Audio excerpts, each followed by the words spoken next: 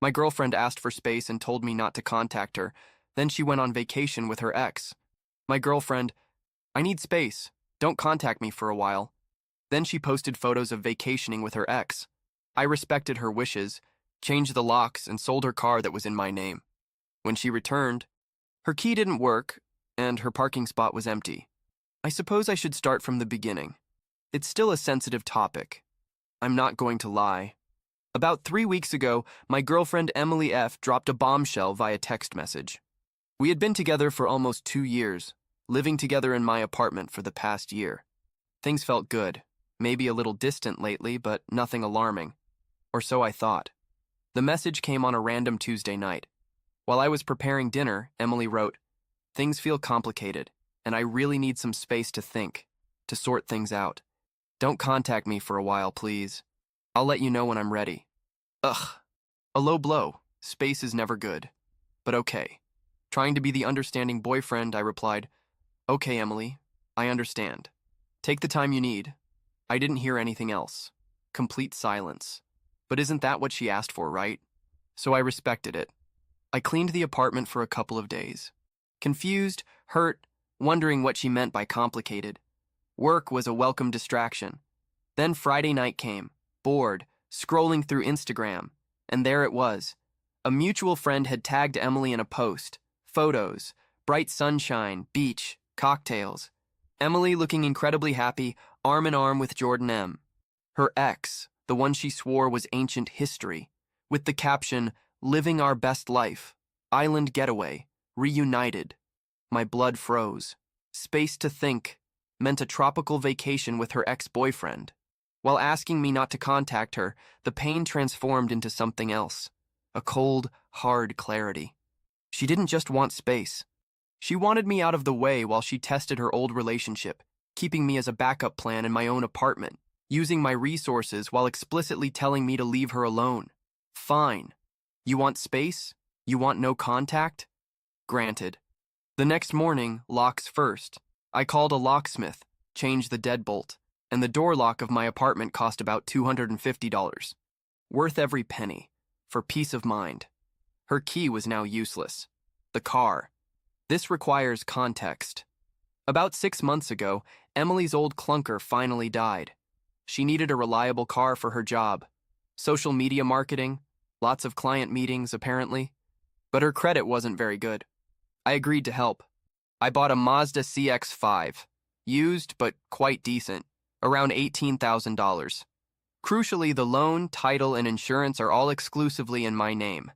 The understanding was that she would make payments to me, which she mostly did, and that it would be her car to use, but legally it was 100% mine. I never added her to the title or insurance. She treated it as hers. She decorated it with fuzzy dice, the usual. I took the spare key I always kept, drove to a trusted nearby dealership that buys used cars, briefly explained the situation. I need to sell it. I am the registered owner. They gave it a quick look. They offered a fair initial market estimate, around $16,500, pending a full inspection and title verification. I agreed to proceed. Signed the initial paperwork to start the process. They said it would take a few business days to complete the inspection, finalize the offer, and handle the title transfer. I left the car there, took an Uber back. Her assigned parking spot in the apartment complex empty. Her things? I hadn't touched them yet. They're still in the spare bedroom closet. I'm not throwing them out. That would feel petty. But she wasn't going to get back into my apartment without talking to me, which she specifically asked me not to do. I felt strangely calm, like performing necessary surgery. Hurt? Yes, deeply. I felt like a complete idiot. But anger wasn't the main driver. It was logic. She requested space and no contact. She demonstrated that the relationship was over by going on vacation with her ex. I was simply respecting her request and protecting my assets and home. Now I wait. According to Instagram, the best life vacation lasts another week. Let's see what happens when she returns and her key doesn't work. Update 1. Well, she's back. Show happened last Tuesday at 9 p.m. I, Ryan, was watching some TV, trying to ignore the knot in my stomach. I heard keys jingling outside the door. Then the sound of a key in the lock. Silence. More scraping, now frantic. Then knocking. Knock, knock, knock.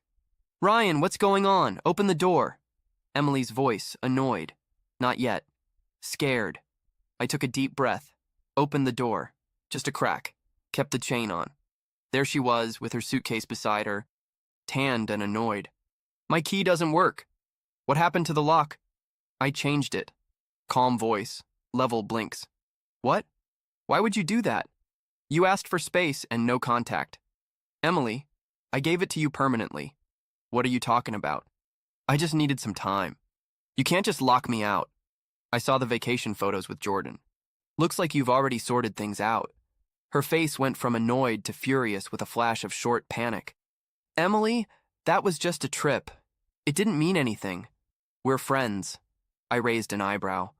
Friends who go on romantic island getaways while asking their current boyfriend for space. Understood. Ryan, don't be ridiculous, let me in. My things are in there. Where's my car? Her eyes drifted to the empty parking spot. Where is my car, Ryan?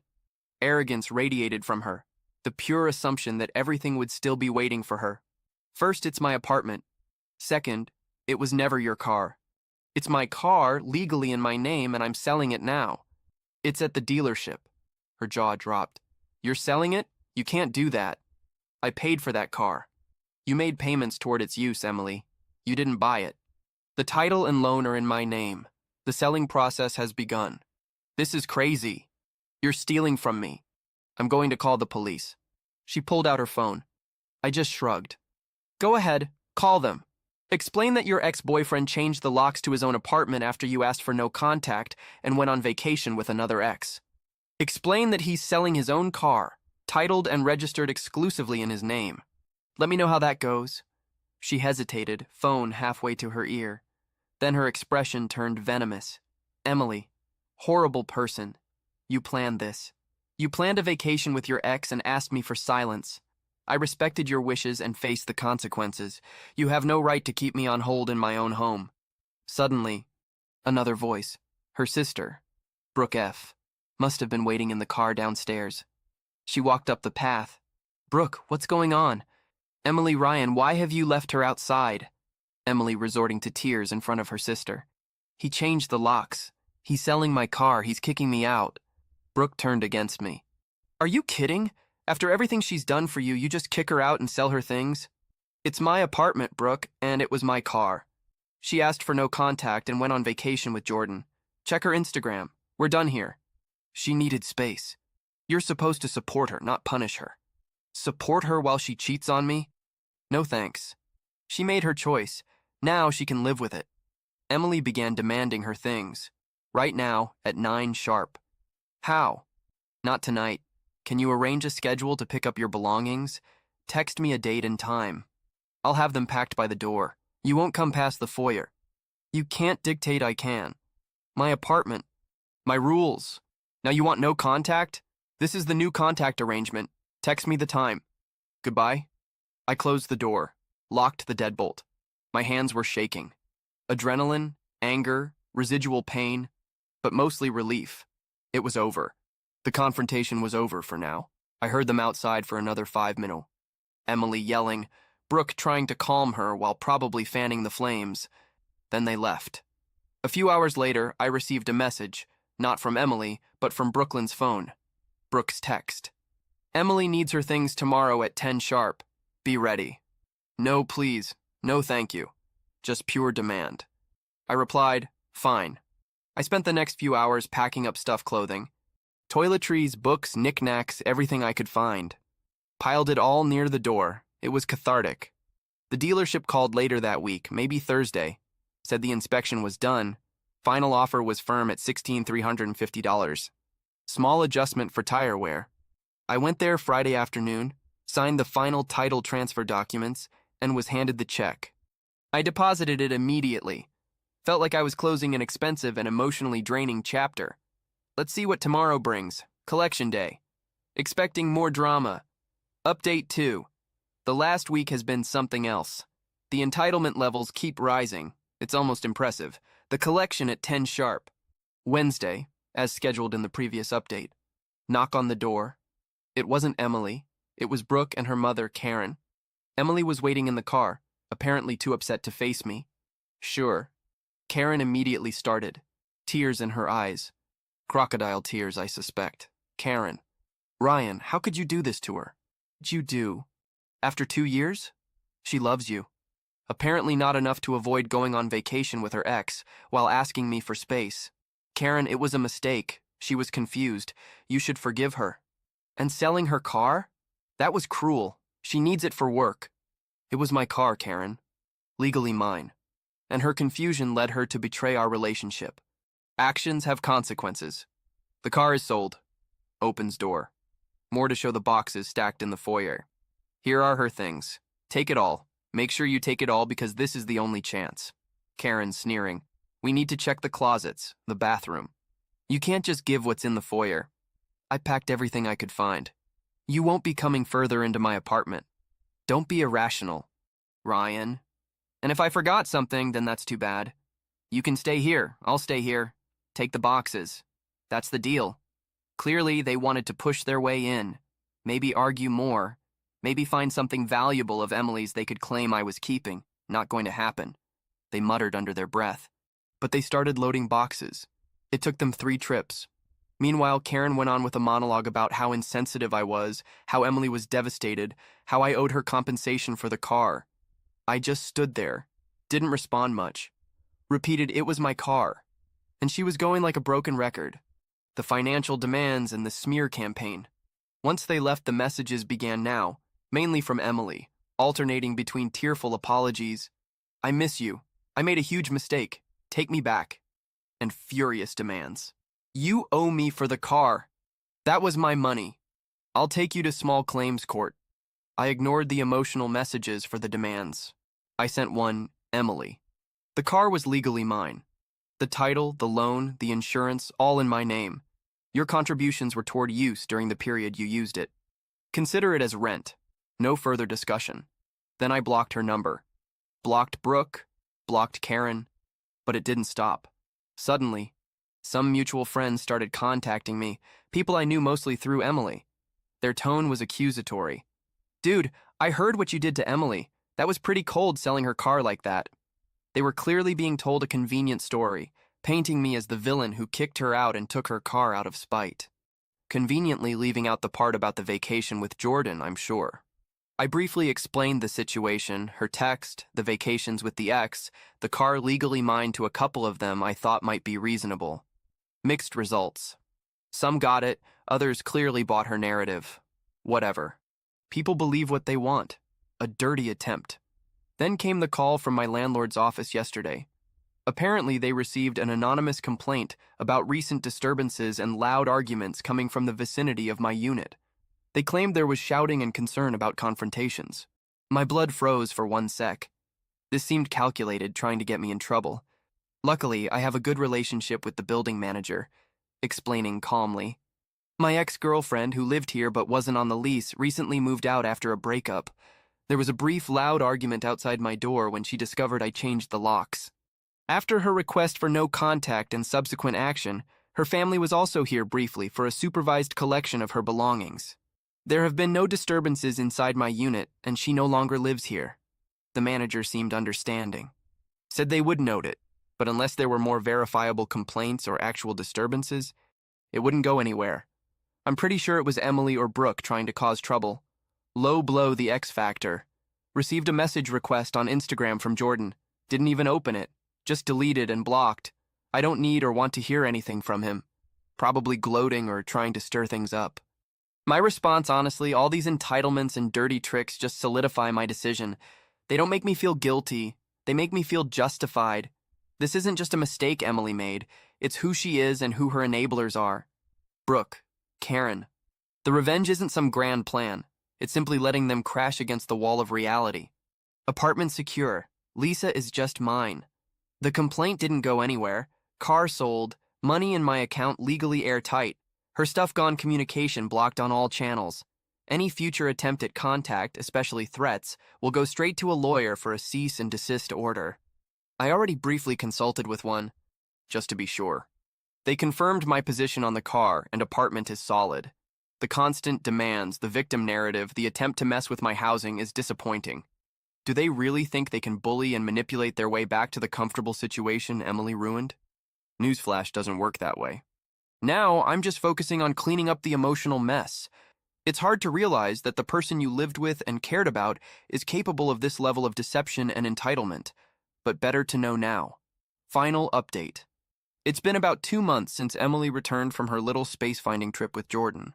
Things have calmed down, mainly because I refused to engage with the drama after that last update. I wanted to share the final resolution. The smear campaign continued for a while.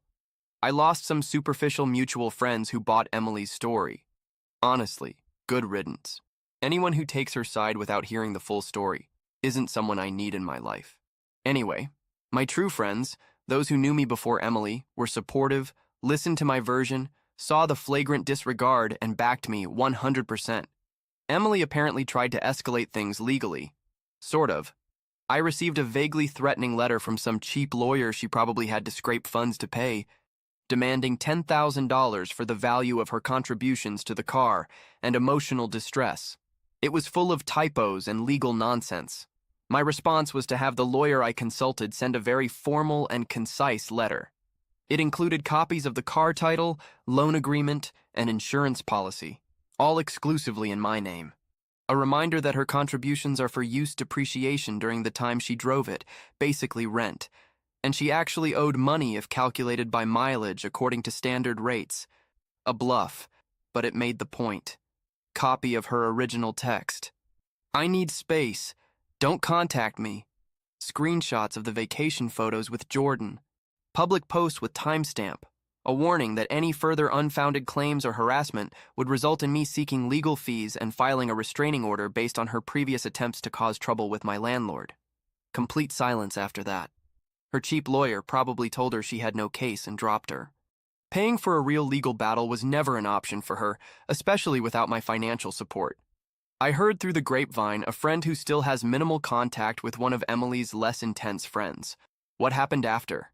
Emily stayed with Brooke for a while, which apparently caused huge friction because Emily expected Brooke to basically finance her life, and didn't lift a finger.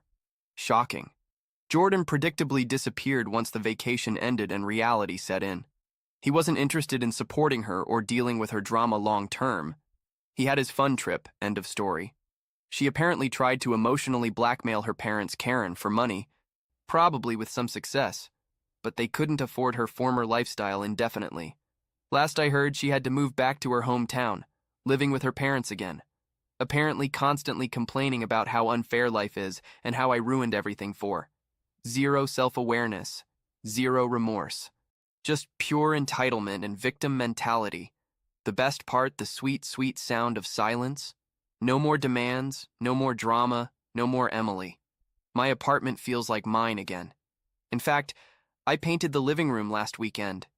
Got rid of some of the furniture she chose to claim. The space feels good.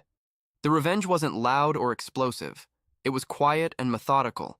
It was simply respecting her request for no contact and letting the logical consequences of her actions play out fully. She wanted space. She got an infinite amount of it.